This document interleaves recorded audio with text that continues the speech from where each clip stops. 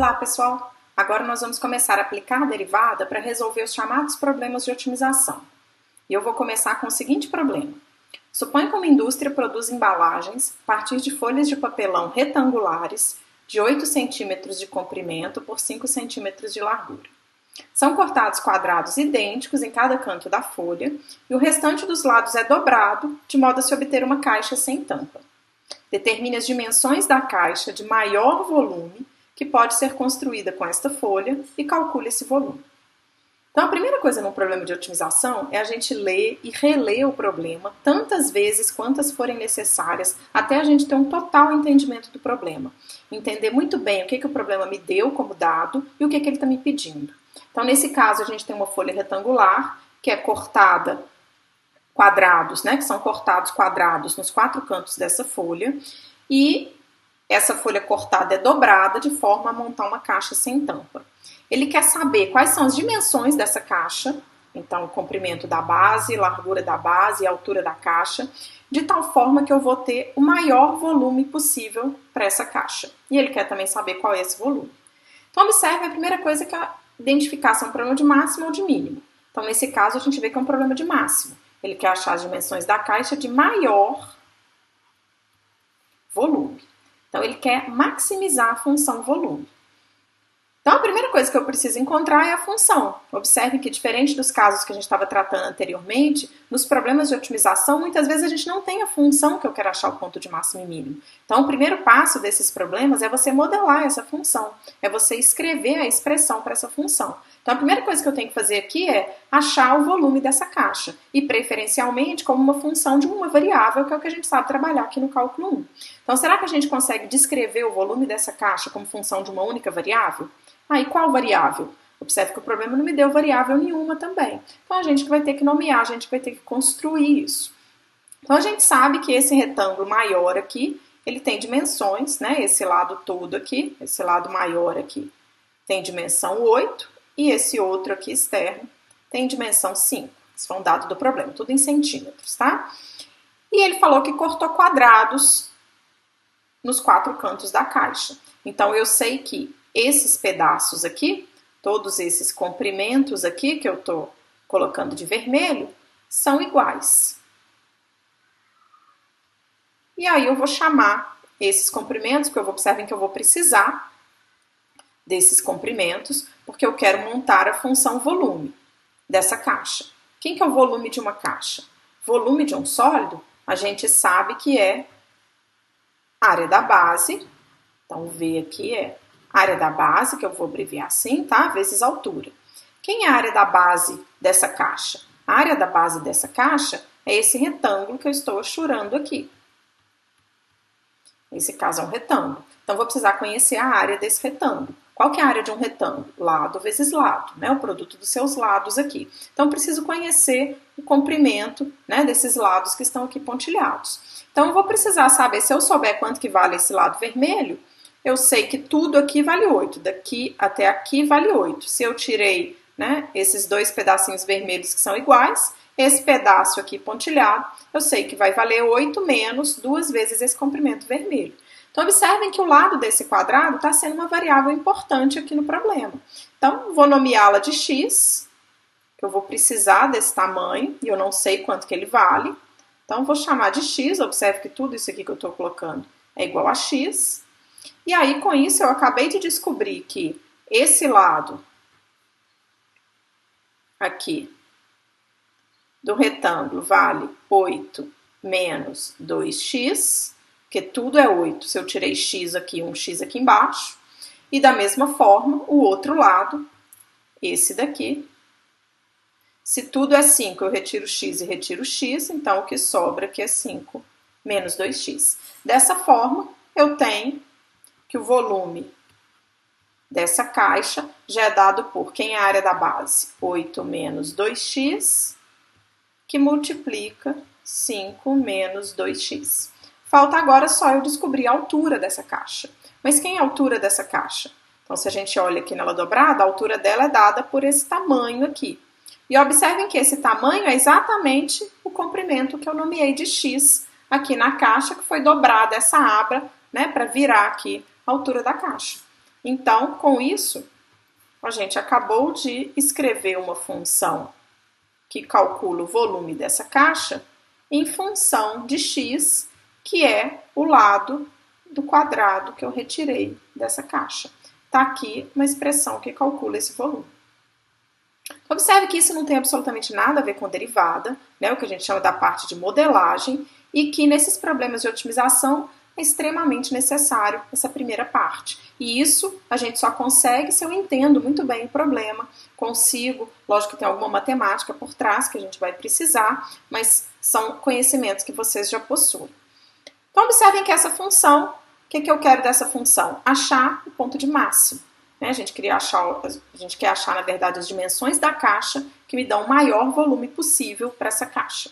E depois achar esse volume. Então, o que a gente quer achar o ponto de máximo dessa função. Observem que essa função nada mais é do que um polinômio aqui de grau 3. A gente pode trabalhar com ela sim, ou quem quiser abrir, né, multiplicar aqui. Observem que ao multiplicar isso aqui vai ficar mais fácil aqui da gente derivar. Né? Isso aqui é 5x menos 2x2. Se eu multiplico o x aqui por esse primeiro fator, e a hora que eu multiplico esses dois, vai ficar 40x, aqui vai ficar menos 16x2, multipliquei o 8 ali por todo mundo, agora o 2x, então menos 10x2, mais 4x3.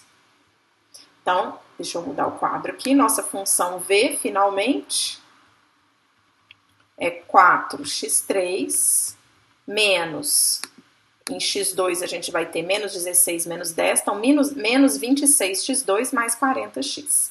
Menos 26x2 mais 40x. Então, de fato, a gente tem um polinômio de grau 3 que descreve o volume dessa caixa. Como polinômio, a gente sabe que essa função está definida para todos os números reais, mas observem que o x aqui tem significado. O x aqui corresponde ao lado lá do quadradinho que a gente retirou. Então, obviamente que eu sei que esse x tem que ser maior que zero, porque se o x for zero, não tem quadradinho, né? Não vai ter caixa para eu dobrar, o x não pode ser negativo. E observem que a gente sabe também, como o menor lado aqui dessa caixa é 5, e eu tirei 2x aqui desse lado, então obviamente que esse x tem que ser menor que 5 meios, né? Que é 2,5. Porque se o x for 2,5, eu vou tirar o tamanho 5 aqui da caixa, ou seja, eu retirei o lado todo, então não vai ter caixa, né? Então o x aqui também a gente sabe que ele tem que ser menor que 5 meios, que é 2,5. Então, agora o que eu quero? Achar o ponto x, tal que v de x é máximo. Então agora sim que começa o nosso problema com a derivada. Nosso problema de encontrar o ponto de máximo de uma função.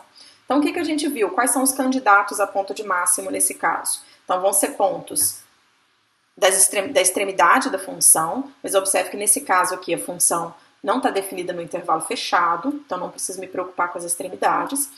Outros candidatos vão vir dos pontos onde a derivada primeira existe, ou não existe, ou onde a derivada primeira é zero. Então quem é a derivada primeira dessa função? Mas observe que a derivada primeira vai ser um polinômio de grau 2. E num polinômio a derivada existe sempre. Então, os únicos candidatos a pontos de máximo dessa função v vão vir de pontos que zeram a derivada primeira. Então, vamos calcular a derivada primeira aqui, vai ser 12x2 menos 52x mais 40. Então, observem que ela existe em todos os pontos, como eu estava dizendo. Então, eu só preciso saber onde que ela é zero. Vamos melhorar as contas aqui, né? Dá para colocar 4 ali em evidência, sobra o quê? 3x2. Ups. Vou tirar daqui. 3x2. 52 dividido por 4 dá 13, né? Então, menos 13x mais 10. Tá? Aqui é x2. Então, v' de x é zero, se somente se esse polinômio aí, 3x2, porque v' de x é 4 vezes isso. Então, isso é zero se somente se 3x2 menos 13x mais 10 igual a zero. Aqui a gente sabe resolver facilmente, né? São as raízes desse polinômio de grau 2, que vai ser aqui b2, menos 4 vezes 3, menos 12 vezes 10, então menos 120. Isso aqui dá 49, então vai dar uma raiz inteira aqui. Então, o x vai ser 13, mais ou menos 7, dividido por 6. Então, quais são as possibilidades aqui? 20 sextos e 13 menos 7 dá 6, dividido por 6 dá 1. Então, a gente tem dois valores que zeram a derivada primeira. Mas lembrem-se que isso aqui não me diz nada. Isso, né? Esses dois pontos podem ser mínimo, esses dois pontos podem ser máximo, e esses dois pontos podem não ser nada. Então, aqui tudo pode acontecer. Então, até aqui só achei os candidatos. Agora, eu tenho que verificar, eu tenho que testar qual deles que é o máximo, né? Se é que essa função tem um ponto de máximo. Observem que o 20 sextos aqui a gente já poderia descartar, né? Porque 20 dividido por 6, isso aqui é maior que 3, e o nosso x é estritamente menor que 2,5. Então, esse ponto aqui não me interessa. Então, nesse problema, o ponto que está interessando aqui é o x igual a 1. Como é que eu testo se esse ponto é máximo, é mínimo ou não é nada? Um dos testes que a gente viu é através da derivada segunda. Calcula a derivada segunda da função. Então, agora eu estou verificando aqui, x igual a 1 é máximo? Tá? Interrogação aqui. Então, calcula a derivada segunda da função. Então, quem é a derivada segunda? A derivada primeira está aqui, ó. 12x2 menos 52x mais 40. Então, vai ser 24x menos 52. Então, 24x menos 52. Aí, eu verifico essa derivada segunda no ponto que eu quero. No ponto 1, observe que aqui eu não estou interessada no valor numérico. Eu só preciso saber se ela é maior que 0 ou menor que 0. Se eu coloco x igual a 1 aqui, a gente vê que o resultado é menor que 0. Então, lá próximo do 1, minha função está passando com a concavidade voltada para baixo. Então, esse ponto 1, pelo desenho ali, a gente já vê que ele é um ponto de máximo. Tá? Então, vou abreviar aqui, 1 é máximo, né? Mas quero dizer que 1 aqui é ponto de máximo. Então, acabamos de achar o ponto de máximo dessa função. Mas lembrem-se que o problema me pediu as dimensões da caixa e o volume dessa caixa máximo. Né? Então, o volume é fácil. O volume máximo é só a gente calcular o V de 1. A gente tem a função V, então volta lá na V. Cadê a nossa V? Está aqui. Quem vai ser V de 1? Se eu faço V de 1 aqui, vai ficar 4 menos 26, que é menos 22, mais 40. Então, menos 22 mais 40, isso dá 18. Como está tudo em centímetro, né? Então, meu volume aqui, 18 centímetros cúbicos, é o maior volume que essa caixa pode ter. E quais são as dimensões da caixa? Então, lembra que as dimensões da caixa é seu comprimento, sua largura e sua altura. Né? O comprimento da caixa era aqui 8 menos 2x, a largura 5 menos 2x e a altura x. Então, as dimensões da caixa, vamos colocar aqui as dimensões. Então, a altura, né? Vou abreviar aqui para H, a altura era o x, então aqui nesse caso é 1.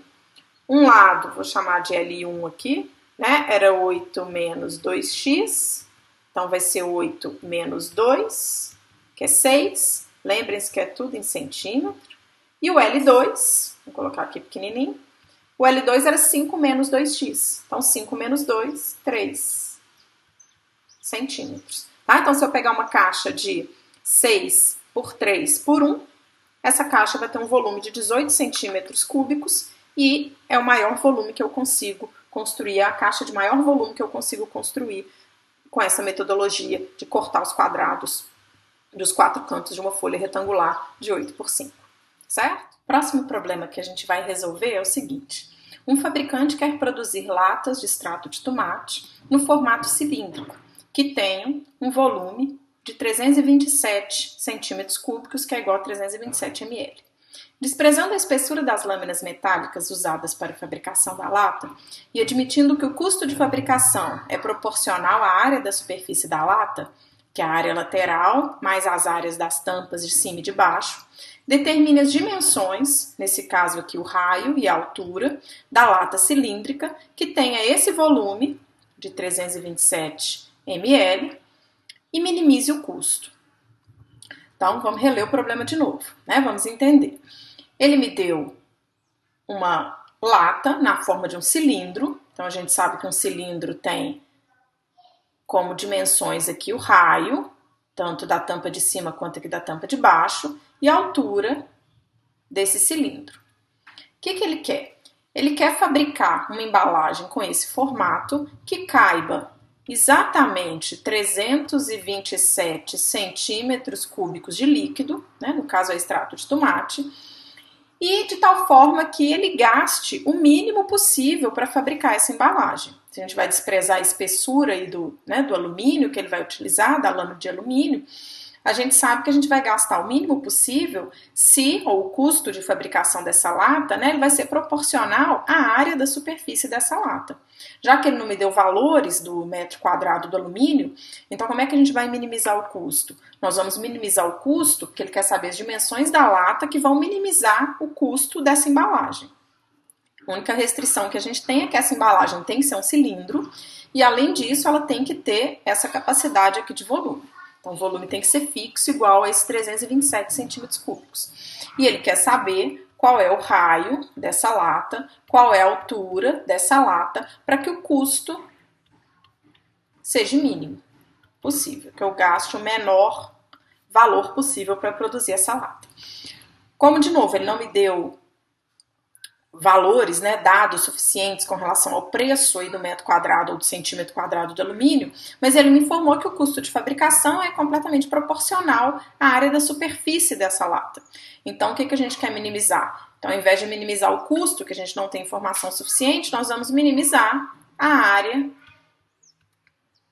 da superfície, né, da lata, também tem que ser a menor possível. Né? Quanto menor a área da superfície, menor o custo. E é isso que nós vamos minimizar. Então, qual que é a área da superfície de um cilindro? Então, de novo, a primeira coisa é a gente modelar o nosso problema. Por enquanto, é encontrar a função que eu quero achar o ponto, no caso aqui é um problema de mínimo, achar o ponto de mínimo. Então, aqui está meu cilindro, suponho que aqui vale R, aqui vale H. Então, a gente sabe que a área da superfície, né, como ele mesmo disse, vai ser a área lateral do cilindro, mais a área da base da tampa. Tanto a base quanto a tampa, vamos chamar aqui de A de área, tá? Então, A aqui vai ser a área da superfície. E aí uma dica é sempre vocês fazerem um desenho, né? Nesses casos dos problemas de otimização ajuda muito, o desenho ajuda. Então, a área da superfície aqui da lata, então vai ser a área da base, vamos chamar assim de área da base, mais a área lateral.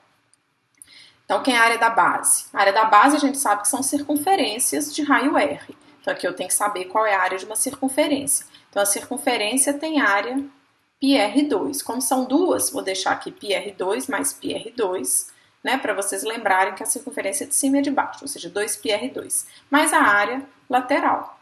A lateral de um cilindro, se a gente tem um cilindro, se você abre esse cilindro, né, para eu considerar essa superfície lateral aqui, ao abrir essa superfície lateral, você tem um retângulo. Né? A figura geométrica que você obtém, se você desenrola um cilindro, se você abre essa lata, né, então isso daqui é um retângulo. Que a gente sabe que cuja área, né, é dada pelo produto dos lados desse retângulo. Observe que um dos lados vem exatamente de eu desenrolar aqui a circunferência. Né? Esse lado aqui, tanto de cima quanto de baixo, né, eles são oriundos aqui a hora que eu desenrolo a circunferência. Então, esses dois lados aqui, que são iguais, eles são exatamente iguais ao comprimento da circunferência, que eu também teria que saber aqui nesse exercício qual que é o comprimento de uma circunferência de raio R, que é 2πr. E o outro lado é exatamente a altura do cilindro. Então, finalmente, chegamos numa expressão que calcula a área da superfície desse cilindro. 2πr2 mais a área lateral, que está aqui, 2πrh. Mas observem que essa função que a gente acabou de chegar aqui, ela tem duas variáveis. Essa função aqui tem as variáveis r e h. Ela depende tanto de R quanto de H, né? O resto aí, o 2 e o π são constantes, mas ela aqui está dada em função de duas variáveis. E eu preciso que ela seja dada em função de uma única variável. Mas observem que até agora a gente não usou uma restrição importante no problema de que ele me informou que o volume dessa lata tem que ser 327 centímetros cúbicos, né, que equivalem a ml, né, 327 ml. E o que a gente sabe do volume de um cilindro? O volume de um cilindro é dado pela área da base, que a gente já sabe aqui que é πr2, vezes a altura. Então, observa que, dele fixar o volume dessa lata, automaticamente ele já me deu uma relação entre as variáveis R e H. Elas estão relacionadas por essa equação aqui. Daqui, observem que eu tenho que o H, por exemplo, vou tirar o H que está mais fácil, né? Isolar o H é 327 dividido por πr2. Então, se eu pego essa expressão aqui para o H e substituo aqui, que é o único lugar que tem H aqui na expressão da área que a gente achou, eu vou ter agora sim uma expressão que calcula a área dessa lata, da superfície dessa lata, só em função do raio da base, por exemplo. Que vai ser, então, a de R, agora eu já vou escrever assim, que vai ser uma função só de R. Ela era 2πr2 mais 2πrh. Então, mais 2πr, e quem que é o H? O H é 327 dividido por πr2, vezes 327 dividido por πr2. Então, eu posso simplificar o π aqui, posso simplificar um R, e aí, finalmente, nossa função área da superfície dessa lata é 2πr2 mais, aqui vai ficar 2 vezes 327, então 654 dividido sobre um R aqui embaixo, dividido por R. Essa é a função que calcula a área da superfície da lata. E a função que a gente quer achar o quê? Ponto de mínimo. Aqui eu quero saber qual é o R, tal que essa área é mínima. Então, agora sim começa meu problema com a aplicação da derivada de encontrar o ponto de mínimo dessa função. Porque ele me diz que ao minimizar a área da superfície da lata, a gente vai estar minimizando o custo de fabricação dessa lata. Então, eu quero achar o ponto de mínimo dessa função. Observe aqui que a gente sabe que o R é maior que zero. É lógico que a gente poderia achar uma cota superior para o R também, já que ele está limitado por aquela expressão do volume, mas qualquer número que a gente achar vai ser um intervalo aberto, não vou ter a definição da função num intervalo fechado. Então, portanto, não preciso me preocupar com as extremidades aqui. Então, os candidatos a ponto de mínimo vão vir a hora que eu calcular a derivada primeira dessa função, que vai ser 4πr menos 154 dividido por R2. Observe que eu tenho que olhar para a derivada primeira e me perguntar quais pontos que a derivada primeira não existe e quais pontos que a derivada primeira é zero. Observe que a derivada primeira não existe se o R for zero. Só que R igual a zero, de novo, não nos interessa. O raio da base da lata tem que ser estritamente positivo, senão eu não tenho base, não vou ter lata. Então, eu só tenho que me preocupar aqui de novo com os pontos que zeram a derivada primeira. Então, quando é que a linha de R vai ser zero? Então, acabamos de achar a derivada aí. Então, 4πr tem que ser igual a 654 dividido por R2.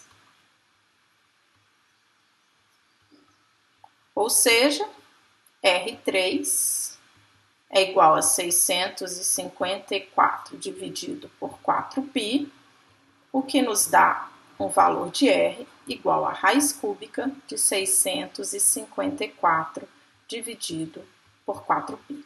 Então, nesse caso, nós achamos um único ponto que zera a derivada primeira. Lembrem-se que até aqui esse ponto não é nada. Nada me garante que ele é ponto de mínimo nem de máximo. Ele pode não ser nada, ou pode ser máximo, e é meu problema não ter solução. A gente quer achar um ponto de mínimo, né? A gente quer as dimensões da lata que minimizam a sua área lateral, a sua área da superfície, né? Que é a área lateral mais a área da tampa de cima e de baixo. Então, o que eu tenho que fazer? Testar esse ponto. Então, como é que eu testo esse ponto? Então, a gente pode testar pela derivada segunda. Calcula a derivada segunda da função. Então, a derivada primeira estava aqui, olha, 4πr menos 654 sobre R2, né, que é isso daqui, menos isso. Então, a derivada vai ser derivada de 4πr, que é 4π. Aí, lembrem-se que tinha, né, a derivada de 650 menos a derivada disso daqui. Aqui é 654 vezes R é menos 2, então desce o menos 2, vai ficar 2 vezes 654 dividido por R3. E aí eu calculo, vou chamar esse ponto aqui de R0, para não precisar ficar escrevendo ele toda hora, eu calculo a derivada segunda nesse ponto. Lembrem-se que aqui eu não estou interessado no valor numérico, eu só preciso saber se ao substituir, pegar esse número aqui R0, substituir aqui na derivada segunda, se esse resultado é positivo ou negativo. Observe que R0 é um número positivo. Se eu elevo ao cubo é positivo. Eu estou dividindo aqui 2 vezes 654 por número positivo, dá positivo. Eu estou somando 4π, então isso aqui é positivo. Então, se ele é positivo, como a função é contínua, me garante que, né, lá pelo teste da concavidade, que aqui no R0, a concavidade da função, próximo do R0, a concavidade da função é para cima. Então, por esse desenho, me garante que o R0, de fato, é um ponto de mínimo. Então, achamos o ponto de mínimo da função área que a gente queria. Então, acabamos de achar a dimensão, como ele queria as dimensões da lata que minimizam o custo, e minimizar o custo aqui era o mesmo que minimizar a área da superfície dessa lata. Então, acabamos de achar o R0. Então, o R0 é raiz cúbica de 654 dividido por 4π, né, que é um número irracional, mas se vocês colocarem na calculadora, esse valor é aproximadamente, eu fiz as contas aqui, 3,7, só para a gente ter um valor aqui. E quem é a altura? Então, lembrem-se que eu precisava das duas dimensões, o raio e a altura. Só que a altura, a gente sabia que, tá aqui, né? A altura é, tá vendo? 327 dividido por πr2. Então, a altura da lata vai ser